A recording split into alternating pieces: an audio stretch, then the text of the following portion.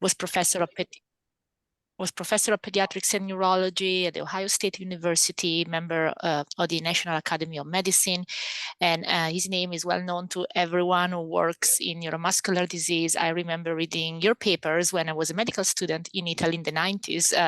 Your work led to changes in care for several neuromuscular diseases, including Duchenne's muscular dystrophy, spinal muscular atrophy, and others. So it's a true honor. Thank you so much for taking time out of your busy day to tell us more about your adventures in neuromuscular disease. You changed the field. So thank you so much for being with us today. Thank you very much for having me. Make sure you can see the screen. What I'm going to talk about today is the experience we've had for the past 2 decades in developing programs for gene therapy.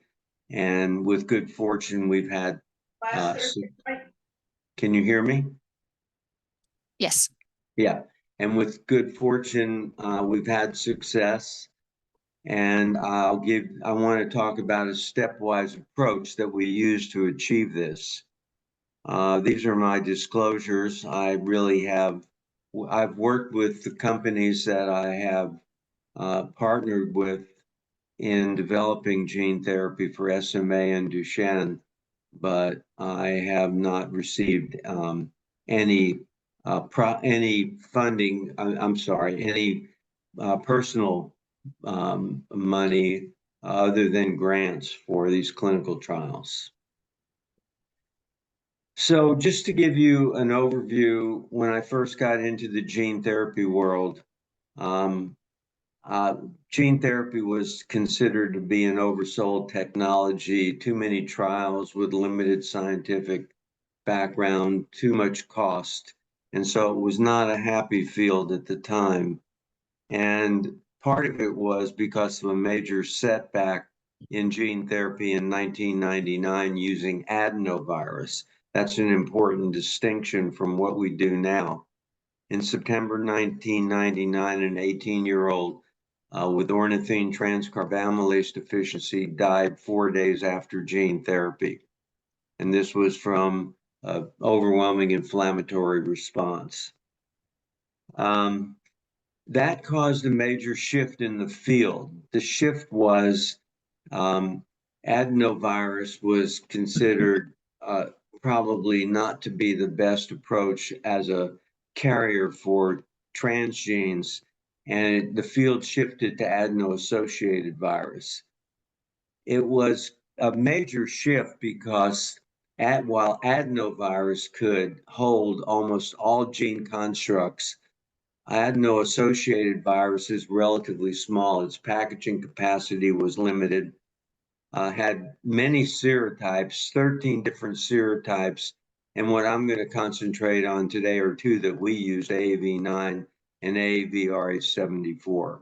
Could only package 5 kb, which created particular problems for what we're going to talk about today. That's the Duchenne gene.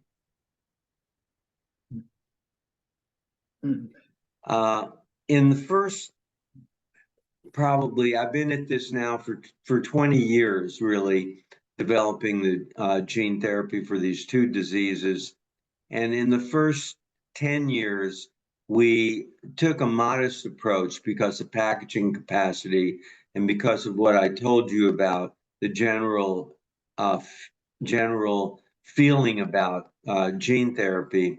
We used intramuscular injections to develop proof of principle and show efficacy and safety.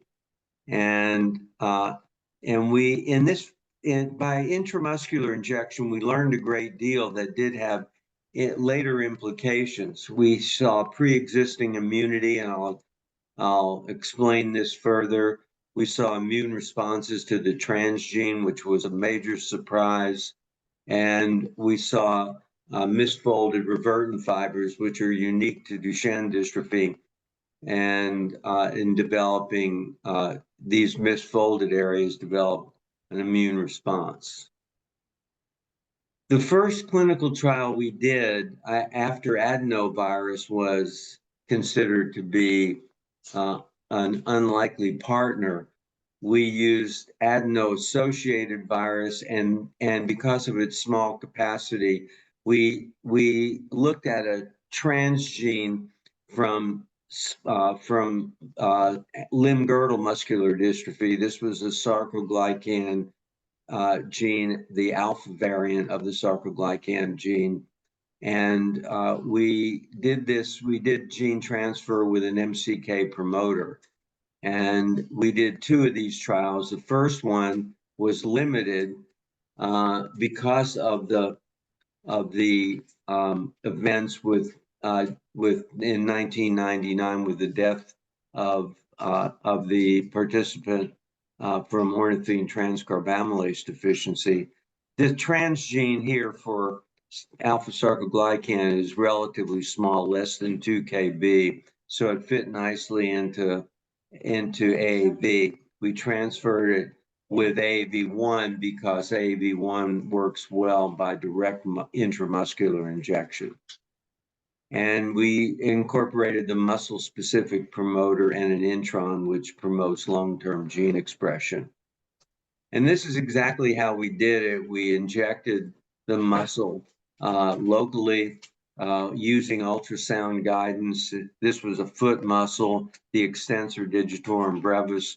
You can see the needle entering the extensor digitorum brevis. And the reason we chose this muscle was because if there were any side effects or adverse events, as Jesse Gelsinger had with adenovirus, the whole muscle could be removed without compromising the patient in any way. And we had very good gene expression. We did 6 patients. In the first 5 patients, we had robust gene expression, as you can see here. But in the 6th patient, we had no expression. And we looked hard to see why that occurred. And what we found was there was pre-existing immunity to the AAV capsid from environmental exposure to AAV. And here we knew that because very early, by day 2, there was a significant immune response to one of the components of the capsid of AAV, and then a further immune response that was much higher than ordinarily seen by even week 1. Mostly the immune responses are not seen until after day 14 to 28. So this was an indication of pre-existing immunity, and this suggested an amnestic response that needed and taught us in later clinical trials that we must test all patients for pre-existing immunity to AAV capsid. And we know now from pre-existing immunity, there's about 15% of patients that will be pre-exposed prior to the gene transfer to the AAV capsid. We subsequently did a similar trial in Duchenne dystrophy, where we transferred the Duchenne gene in its compromised capacity that I'll talk about a little bit more. But on this slide, here I am injecting the biceps muscle now. So we went from the foot muscle to a more significant functional muscle, the biceps muscle, working side by side with an interventional radiologist. This is the screen where you can follow the needle as it goes into the muscle. This helps avoid any complications in the biceps, in particular the median nerve or the major blood vessels to the upper extremity. And this is the transgene that we looked at, and what this means is that this represents the entire gene, and these are, now looking at this in a little different way, these are spectrum repeats and the hinges of the transgene, and this has to be reduced in size from 14 kb to 5 kb in order to fit into the AAV virus. So this is what it looks like. We had 2 spectrum repeats on one side of hinge 2 and 3 spectrum repeats on the side of hinge 3. And then if you can picture this is a compact transgene. But what's more important is when we transferred this to a patient who had exons 3 to 17 deletion of their exons, no, not their spectrum repeats, but of their exons, we had a robust antibody and T cell response. And that was important in subsequent learning because it gave the message to avoid gene delivery in the domain of the patient's deletion.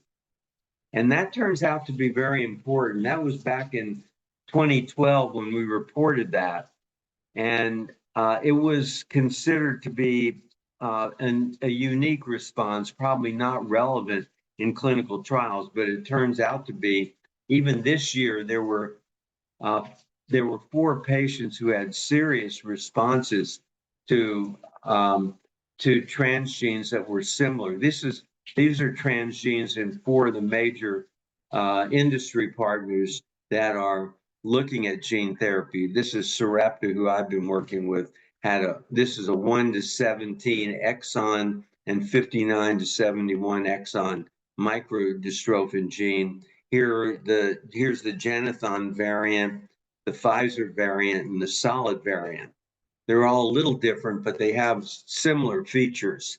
When these transgenes were expressed in patients who had these mutations, what happened was that all of these had a significant immune response resulting in inflammatory myopathy, myocarditis, thrombotic microangiopathy, and 1 patient had a fatal outcome. And subsequently, 2 cases had inflammatory myopathy with a more defined epitope in exons 8 to 9.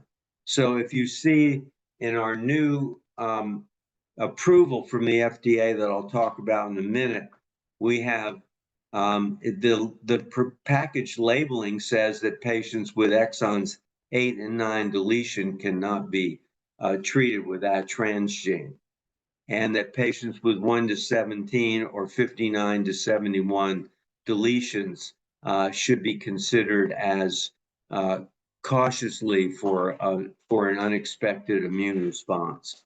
So that's 2 kinds of immune responses we learned with IM injections. 1 is against the viral capsid, and 2 against the transgene. And these were not necessarily expected. So I like to think about this in the first 10 years of our experience in gene therapy. We really expanded our learning in terms of immune response that later influenced our learning experience when we went to systemic gene therapy. And we've done, and what I'm going to summarize here today in the next few slides is we've done 4 clinical trials now in the Duchenne gene that led to where we are now. And just to give you a little oversight, obviously many of you know, I don't know the full extent of the audience I'm speaking to, but this is the overall picture in Duchenne dystrophy. It's a severe progressive muscle disease. It really begins in utero. We know that because we've done a large newborn screening trial in Ohio of over 4,000 patients. And in that trial, we learned that when patients are born with the disease, they have a CK already exceeding 2,000, which means that their disease starts in utero. Their early milestones, head control, sitting, cruising, walking are commonly delayed. And by 3 to 4, we can see their large calves. By 5 to 7, this is an important point, that we see that they have, by 5 to 7 is when their disease starts progressing and really becomes more progressive in the subsequent years with problems in standing, early loss of ambulation, and then going on for pulmonary and cardiac involvement and death somewhere in their 20s. So I should mention also, this is an X-linked recessive disease. Again, I think most of you know that. By the time we got to clinical trial for vascular delivery, we took a slightly different approach. We used a promoter that was, we used an AAV capsid that was called RH74. This was particularly valuable for us at Nationwide Children's Hospital in Columbus because RH74 was a viral capsid that was isolated at children, so there were no proprietary issues using this viral capsid. And we used an MHC promoter, MHCK7 promoter now, which was a little bit more refined, developed at the University of Washington.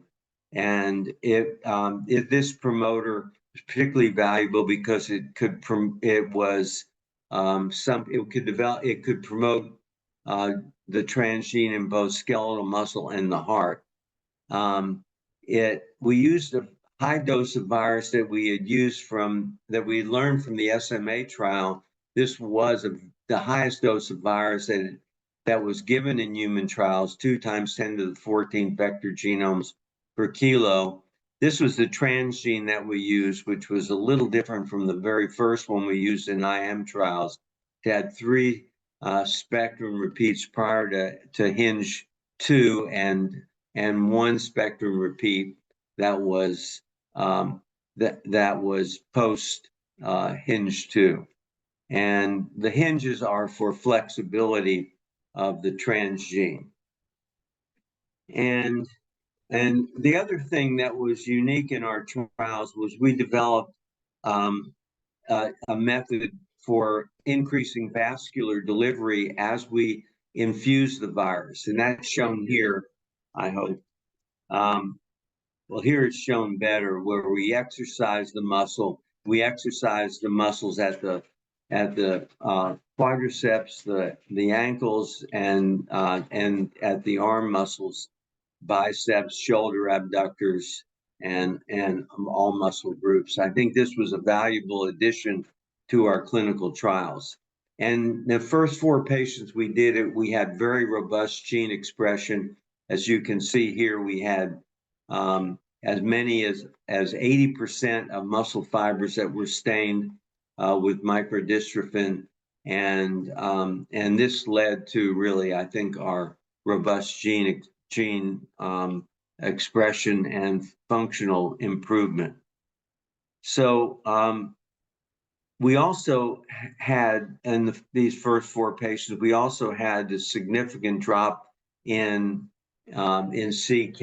You can see here 20,000 to 6,000 and so forth in each of these patients. So we had a biomarker that indicated clinical improvement as well. The other thing I like to point out is there was obvious concern about gene delivery, and this is immediately post-gene delivery. And this was the first patient we did. There's virtually no reaction of this high dose of virus given at the time of gene delivery. And later on, there are side effects that usually occur sometime between day 2 and 3, which cause decreased appetite, nausea and vomiting, and liver enzyme elevation. But all of those we can manage successfully with prednisone suppression of the immune response. We also get a very good functional result, as you can see here. Here's a 4-year-old who's climbing stairs without using the handrail. Here's one that is in our early trial, a 6-year-old who's having trouble going upstairs, and here he is 60 days later going up easily using reciprocal stair climbing. So this was our first trial, and we've done subsequently three trials since then. I'll summarize in a minute, but how long gene therapy it will be effective is a common question. In this first trial, we have data now out to 4 years, actually data out to 5 years now. And we published the 4-year trial, and this is what you see in the 4-year trial. You see continued functional benefit without a Gower sign in standing up. This patient now is, at the time of this picture, is about 9 years old. And we also had functional outcomes at the 4-year time point that we published. Time to rise remained relatively stationary. 4 climbing stairs continued to improve with drop in speed. 100-meter walk, 10-meter walk, all were maintained their function. And so we went to the FDA this past year. And by that time, we had, in addition to our first 4 patients, we had 20 additional ones that were in a double-blind randomized trial, and then an open trial, which showed persistence of effect. And we were not quite ready to report all of the phase 3 trial, but in the 4 to 5-year-old group. And when the 301 trial, the phase 3 trial was complete, we had efficacy in time to climb stairs, 10-meter walk, a wearable device, and all looking very, very positive. And we had FDA approval that was announced in June of 2023 for now what this compound was called initially SRP 9001, and now Elevidys gene therapy for Duchenne dystrophy.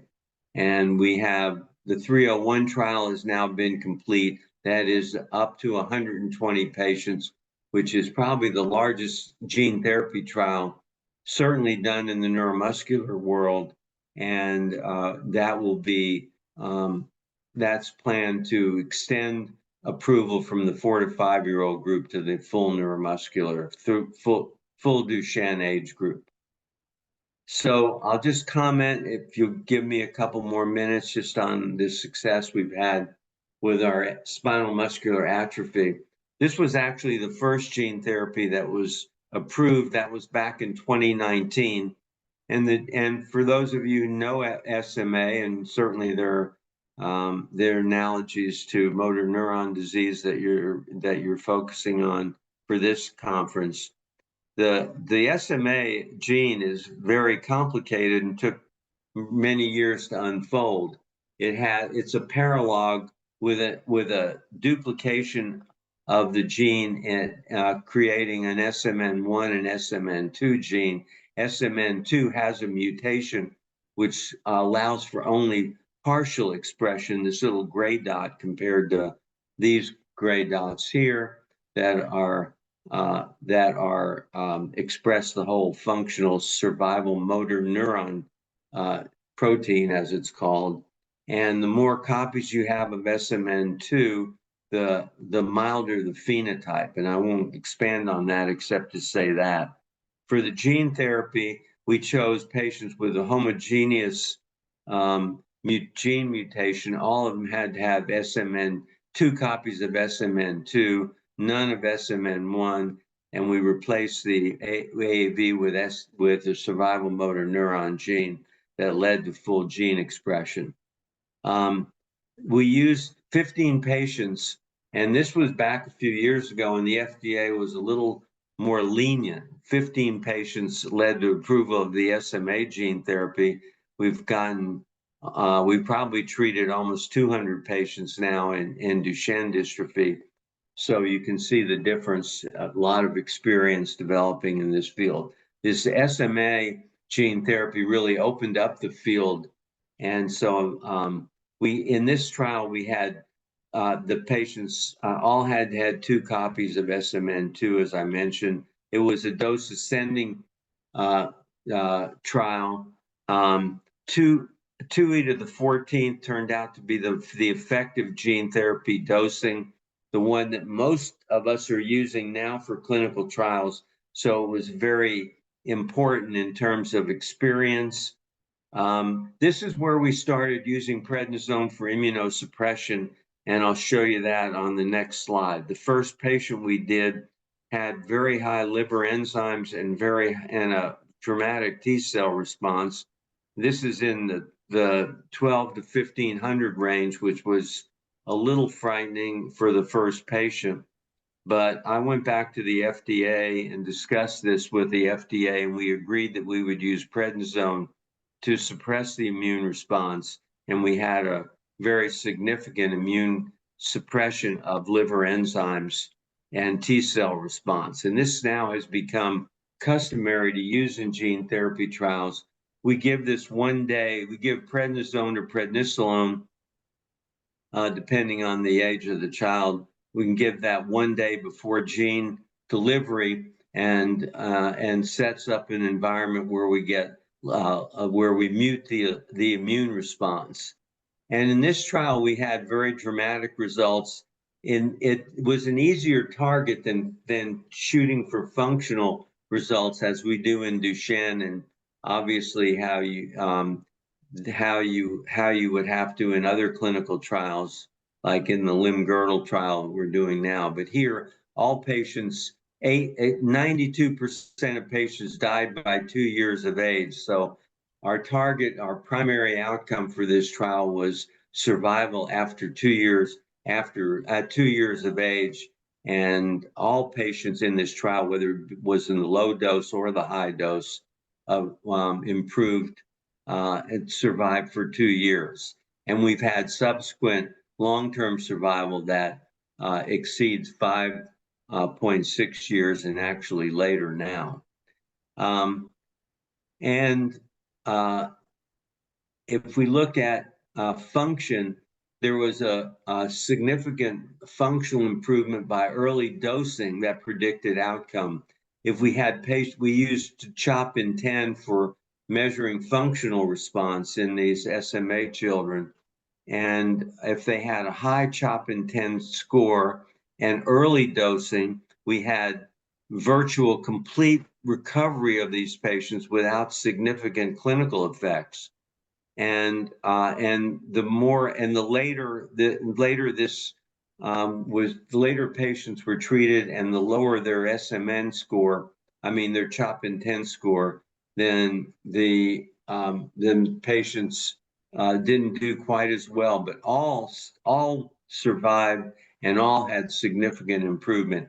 The latest one we treated was at 7.9 months, and you can see here that this patient did not improve at all. So this set the precedent for treatment as early as possible. And we did a newborn screening study where we could show that early treatment made a huge difference. And as a result of this trial, let me go ahead to the next. That's not the next slide.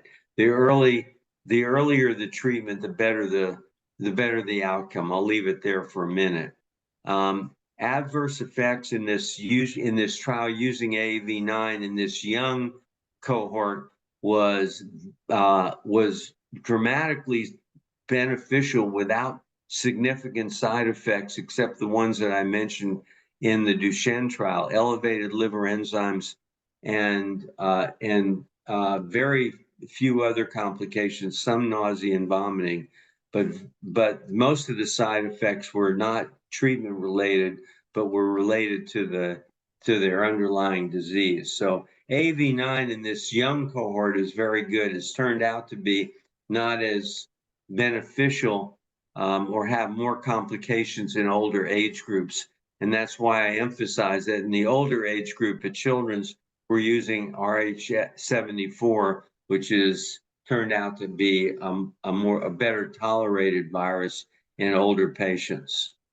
This is an example of where we are. We had patients who could sit successfully, which this is 6 months post gene therapy, good body control. You can see here by the video and by a photograph, and patients who now were able to cruise, early walking, And this one, American Ninja Warrior here, who's doing very well, and this same patient who is one of our spectacular results, treated at 4 weeks, now going off to work with his briefcase. So this trial was confirmed in a phase 3 trial that was published in 2021. Very good results, virtually the same as we saw in the first 4 patients. And this now, instead of 4 patients, was up to 20 patients, over 20 patients. So this FDA approval was the first successful systemic gene therapy that was approved. This was in 2019 and now set the precedent for the field, using high dose of virus, using AAV9, because I didn't mention, I should have, that AAV9 crossed the blood-brain barrier well, and it's likely to be a good one for ALS gene therapy. And these are the partners I had in making this successful. Louise Rodino-Claypack, I'll point her out. She was one of my initial fellows at Children's. She's now the head of gene therapy at Sarepta. Sarisha Hank, who I've worked with for many years, Kelly Lehman, and our physical therapists who have been involved in outcome measures. So I'll stop there and open it up for any questions. Hope I didn't take up too much time. Thank you so much. This was perfect. And it's really inspiring to see how many lives were changed by your research. So thank you. Thank you so much. And I'm looking at the chat to see if there's any questions. And while we're waiting for questions, I do have a question for you. Any lessons learned or applicability to ALS from your studies in different diseases? Well, I think the lessons learned are what I emphasized. I'm not sure how you're approaching ALS, or whether this is a spontaneous disease, and the spontaneous disease, of course, where there's we presume it's actually, I'd love to hear what the hypothesis is for the disease, but it's not. It may be environmental exposure of some kind, or I don't know whether it's viral or prions, or how you're viewing it these days, but you're not faced with exactly the same genetics, except for I guess the small percentage of ALS that's genetically driven. In those patients, you'll have to watch for mutations, as we've done. I think the viral dosing is very effective. I think one thing that we've learned in the SMA trial, the subsequent to our success with systemic gene therapy, we had remarkably reduced benefit from intrathecal dosing. So I think that systemic dosing using a virus that crosses the blood-brain barrier is likely to be equally effective and more manageable than intrathecal dosing. And if it is genetically driven, of course, you'll want to avoid the expression of the virus into your area of mutation. We've shown that numerous times now that can result in very serious side effects and even death. So I think those are some of the lessons to take away. And I'd love to hear, I guess, as we move into the discussion, maybe I'll learn about what the current theories are for the disease. No, great points. And I know we'll have more time during the panel discussion, but just to segue what you just said, there is a question about, which I think is relevant. What do you think about how do we overcome the difficulty to broadly transduce the adult CNS, I guess, as opposed to the pediatric one? I think you may be further compromised than we were dealing with these genetically these diseases that are genetically based, because there may be better animal models. But you could, I think, if you have a good animal model for ALS, you'll want to look at efficacy with dose ascending schedules for virus. The dose ascending schedules will give you some better idea of where your maximum tolerated dose is. And that's obviously going to be very important in the adults. AAV9 is very attractive. There are other viruses now that are likely to be less immunogenic, and that would be an advantage to look at and have good preclinical data on before you get to clinical trial. I think that the key to success, I think, for gene therapy, I've always maintained is my mantra is you don't go for the gold, you go for the bronze and do stepwise approach. So that means that I think you have patients who will agree, even if their chances are not quite as good as the early involvement of the disease, who will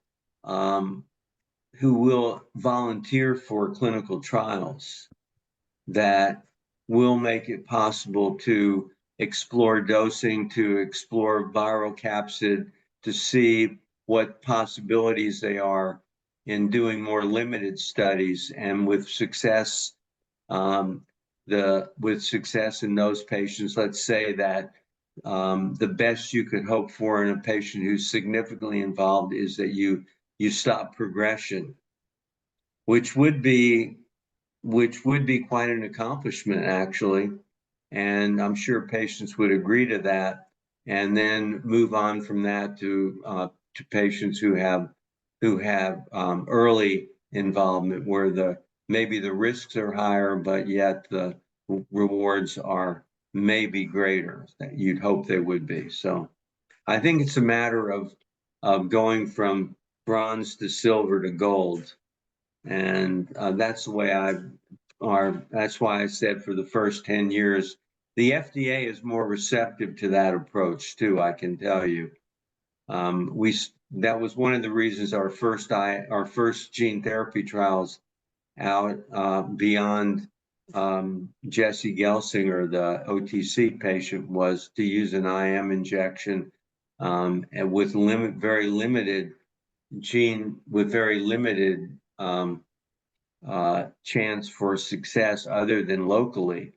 But the patients understood that, and they understood that what they're really sacrificing potentially is that they will become immune to the viral capsid that you're using for the IM injection. However, having said that, we're at the phase right now ready to start a plasmapheresis study for patients who have pre-existing immunity to viral capsid. So I think that will be conquered in due time, so that it won't compromise patients who are volunteering at an early phase in a limited trial. So I think that's fascinating. There's a lot of hope for this, and my own experience has been very gratifying. Thank you so much. I know there's more questions. If possible, we can hold them until the panel discussion. I knew there would be lots of questions for all our afternoon speakers because really the speaker lineup is incredible. So thank you so much, Dr. Mendell, for